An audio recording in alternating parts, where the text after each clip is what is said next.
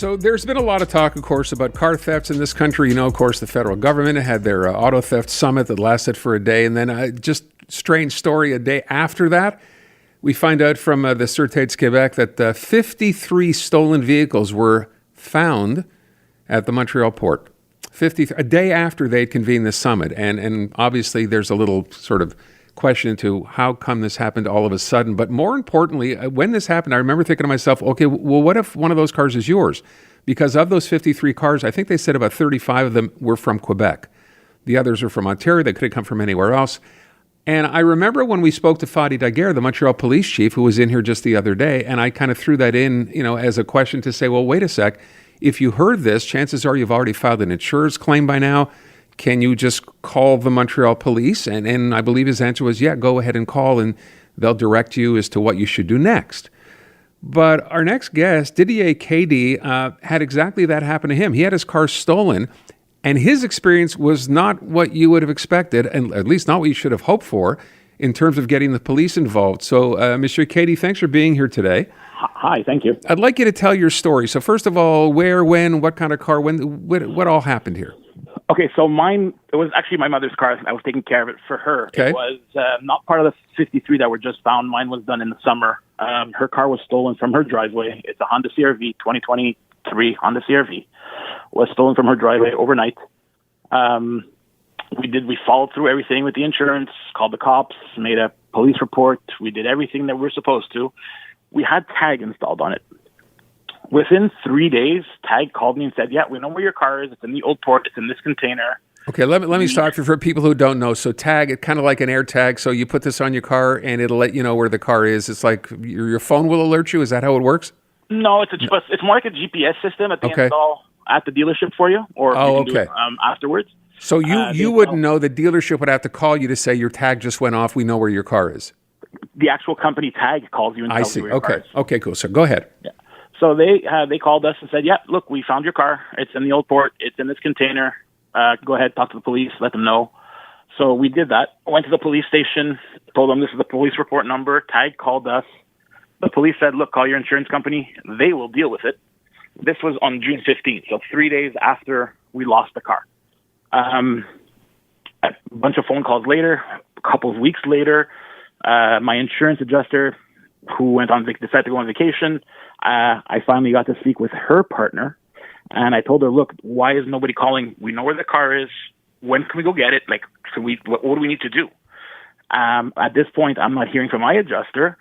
I'm just going to go to the RCMP because that's what Montreal Police told me to do. Said call them. Didn't hear anything back from the RCMP because it is under RCMP jurisdiction at the Old Port, not Montreal Police. So the Montreal Police can do nothing at the Old Port since it's federal land. So I called the RCMP, 4 different numbers. Nobody called me back. I spoke to my insurance adjuster's colleague, and I said, look, I'm going to go to the RCMP office. I'm going to go to the Old Port because nobody's calling us back. The insurance is not calling. Mm-hmm. Tag is telling us the car is still there. It has not moved. And so you decided to do this on your own. No one's helping you. You're like, well, the hell with that. I'll just go ahead on my own. Might as well. Okay. We've nothing else to lose. The insurance adjuster turned around and said, no, don't do that. The car is, we're gonna consider it a complete loss. And what's going to happen is the Montreal Police Department and the RCMP are going to investigate. It takes 6 to 12 months to complete an investigation. Wow. So by then you have no point in having your car back anymore. They also found 27 cars. I don't know if it was 27 including my mother's car or 27 not including her car, but they also found 27 cars when they found mine because of tag. So even if your car gets stolen, even if you do everything you want to do, your hands are tied to do nothing. I mean, it's unbelievable first of all, to know that the authorities are really not trying, apparently from your description of this, trying very hard to find your car, even though you know where it is and you've been told it's in the port. Then it's a matter of jurisdiction. Well, it's not ours, it's theirs. We can't go there. But then at the end of it, I mean, what did you say? It takes 6 months from beginning to end? I mean, that's crazy. Yeah. Yeah, she says they'll investigate. They need fingerprints. The funniest part in all of this whole story, at the end of all of this, is the day after the colleague of my insurance adjuster settled the deal, said, we're going to write it off, you're good to go, She came back. I'm sorry, it was a couple of days later. She came back from her vacation.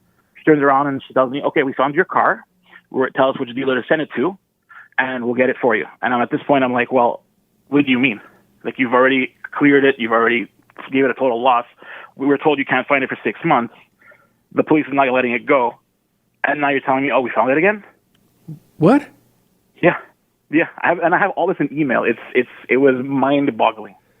Well, and I imagine if this is your experience, there must be others that are very much the same, where you get basically no help at all. I wonder how much of that changes now, even with this auto theft summit. That doesn't seem to be the problem. They're looking at people who steal cars and why this is happening, not how difficult it is to get your car back once it's been stolen. Exactly. It's crazy. It truly is. So at the end, did you get the car back? No, we got a new car at that point. I mean, it was by the time she said, "Look, we're going to get it to the dealer," it was over a month. It was really, really hot that month. Yeah. And I mean, not to sound obnoxious or anything, but if your car is sitting in a container in 30, 35 degree heat. Yeah, no, I get it. Sure. But the insurance had already paid you the money by then for a new car, right? They had sent us the check already, yeah. Yeah. Not only did they send us the check, about a month later, my mother received a check, a box from FedEx with all her belongings that were in the car. Jeez. Wow. Yeah. What a weird. Have you talked to anybody else, like people that you know who've had cars stolen, or have anyone reached out to you once the story kind of, became public? No, not really. Nothing. I didn't really talk to this about anybody because wasn't sure if I didn't want to ruffle any feathers. Because you got your car. I mean, ruffle any feathers. You should ruffle as many as you possibly can. This is crazy. The fact that you got zero help here at the end of the day.